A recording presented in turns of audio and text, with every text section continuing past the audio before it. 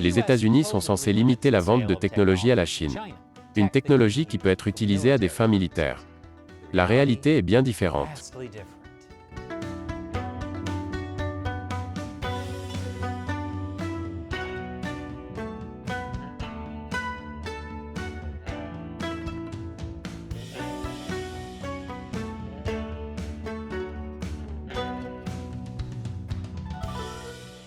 Bienvenue à Chine non censurée, je suis Chris Chappell.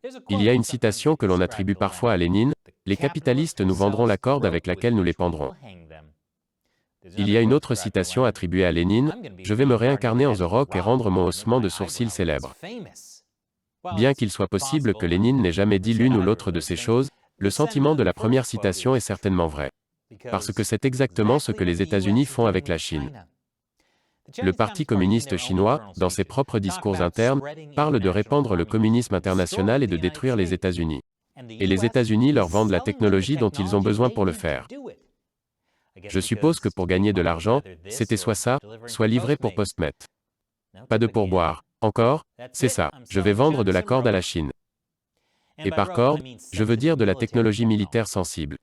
Les États-Unis continuent d'envoyer à la Chine une gamme de semi-conducteurs, de composants aérospatiaux, de technologies d'intelligence artificielle et d'autres articles, qui pourraient être utilisés pour promouvoir les intérêts militaires de Pékin.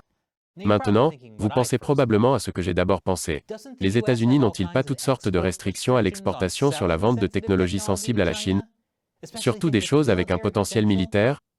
Et le département du commerce n'ajoute-t-il pas constamment des entreprises chinoises à la liste des entités, une liste d'entreprises et de personnes étrangères auxquelles les États-Unis imposent des restrictions commerciales?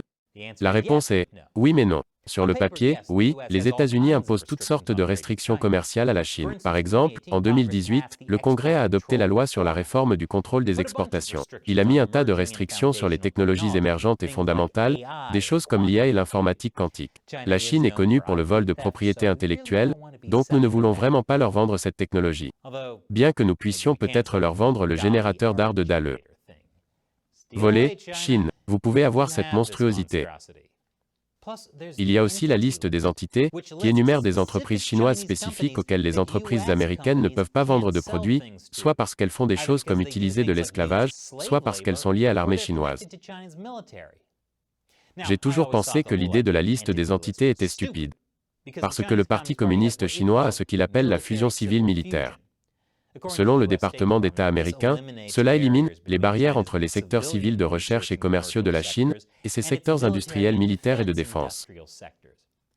En d'autres termes, il n'y a pas de distinction entre la vente de technologies sensibles à des entreprises privées chinoises et la vente à l'armée du Parti communiste chinois. L'armée peut simplement prendre n'importe quel élément de technologie sensible vendu à n'importe quelle entreprise privée chinoise. Mais il s'avère que la liste des entités est stupide pour plus de raisons que je ne le pensais. Prenez ceci, selon la société de recherche et d'analyse de données Caron, basée à Washington DC, il existe des dizaines de milliers d'entités chinoises susceptibles de répondre aux critères américains de restriction des exportations de produits militaires, destinés aux utilisateurs finaux. En d'autres termes, elles devraient probablement figurer sur la liste des entités. Devinez combien sont actuellement sur la liste d'entités du département du commerce? Je vous laisse un instant. C'est 70. C'est exact, 70 sur des dizaines de milliers potentiels. Et il y a pire. Ce n'est pas parce qu'une de ces entreprises est sur la liste des entités que les entreprises américaines ne peuvent pas leur vendre. Il leur suffit d'obtenir une licence, et le département du commerce l'accorde généralement. Parce que qui veut conduire pour Postmet quand on peut vendre de la corde de nœud coulant? Pour la totalité des exportations américaines vers la Chine en 2020, les fonctionnaires du commerce ont exigé une licence pour moins d'0,5%. Sur cette fraction, l'agence a approuvé 94% des demandes d'exportation de technologies vers la Chine. C'est ainsi qu'en moins d'un an, le département du commerce a accordé des licences d'exportation d'une valeur de 100 milliards de dollars à des entreprises américaines qui ont fourni le géant des télécommunications Huawei et le plus grand fabricant de puces chinois SMIC. Ce sont des entreprises chinoises liées à l'armée. C'est pourquoi elles sont sur la liste des entités. Ce qui apparemment ne veut rien dire. C'est le profit qui prime sur l'autopréservation. C'est comme si un agneau vendait à un loup un couteau, une fourchette et un grill Foreman. Mais, au moins ces entreprises ont dû obtenir des licences du département du commerce.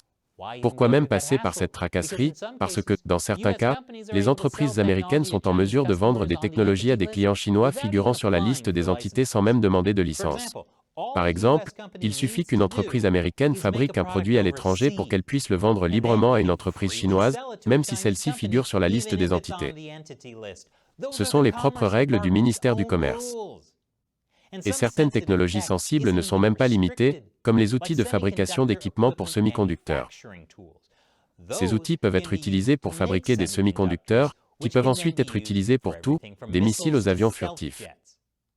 Les ventes à la Chine de ces outils de fabrication ont plus que doublé depuis 2017. Oui, même après une guerre commerciale et un Covid.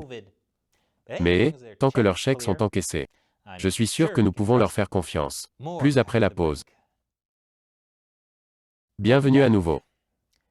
Le ministère du Commerce n'a pas réussi à empêcher les entreprises américaines d'exporter des technologies militaires sensibles en Chine. Mais le gouvernement américain sait que la Chine est une menace. Les départements d'État, de la Défense et de l'Énergie sont tous en train de paniquer à ce sujet. Selon le Wall Street Journal, le principal analyste du Pentagone chargé du contrôle des exportations vers la Chine a même démissionné à cause de cette question. Il a déclaré à ses collègues qu'il n'avait aucun problème à commercer avec la Chine ou à la nourrir, mais qu'il avait un énorme problème à armer la Chine. Pendant ce temps, le département du commerce affirme que tout cela fait partie d'un plan. Il dit, il se concentre sur la concurrence stratégique à long terme avec la Chine. Et à court terme, cela implique d'approuver pratiquement chaque vente de technologies sensibles à des entreprises chinoises, qui peuvent ensuite la donner à l'armée chinoise. Mais certains disent que si les États-Unis imposent des restrictions commerciales trop strictes à la Chine, celle-ci se contentera d'acheter ces technologies à nos alliés, comme l'Allemagne. Kevin Wolf, un haut responsable du commerce sous l'administration Obama, a déclaré « Nous avons besoin que nos alliés aient les mêmes contrôles. C'est aussi simple et logique que cela. Bien sûr, qui sait combien de temps cela prendra? Et voici une solution. Si nos alliés sont vraiment si désireux de fournir des technologies militaires sensibles à un régime qui utilise le viol comme forme de torture, sanctionnons-les aussi. L'Allemagne ne peut pas vendre de technologie à l'Iran car cela violerait les sanctions américaines. Pourquoi traitons-nous la Chine différemment? Des tentatives ont été faites pour faire comprendre la menace au département du commerce. En 2019 déjà, Matthew Pottinger, alors conseiller adjoint à la sécurité nationale, a eu une réunion avec des responsables du commerce au cours de laquelle il les a accusés de travailler à l'encontre de la politique de l'administration sur la Chine en faveur de l'aide aux entreprises américaines. Il a déclaré que le département du commerce a eu du mal à concilier sa mission de protection de la sécurité nationale des États-Unis avec l'objectif de promotion des exportations américaines. En d'autres termes, nous avons de la corde à vendre.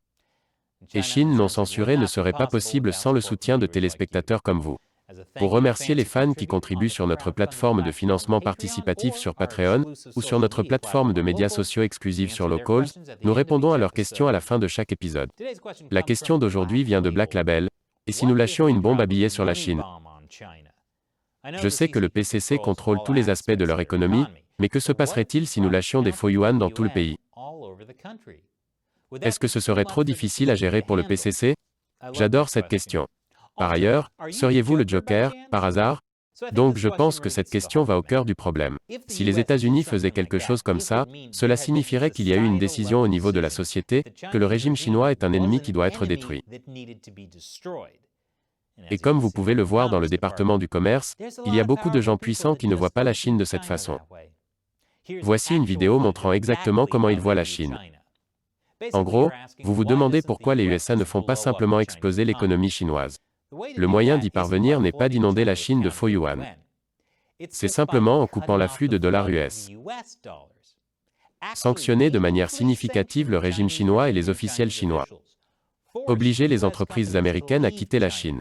Sanctionner les alliés qui sapent la sécurité nationale mondiale en soutenant le Parti communiste chinois. De cette façon, les États-Unis n'ont pas à faire quelque chose d'aussi contraire à l'éthique que la contrefaçon de monnaie. Les États-Unis se contenteraient de faire ce qu'il faut, retirer les investissements américains de Chine. Arrêter de donner de l'argent au Parti communiste chinois. C'est ainsi que l'on s'oppose vraiment au mal.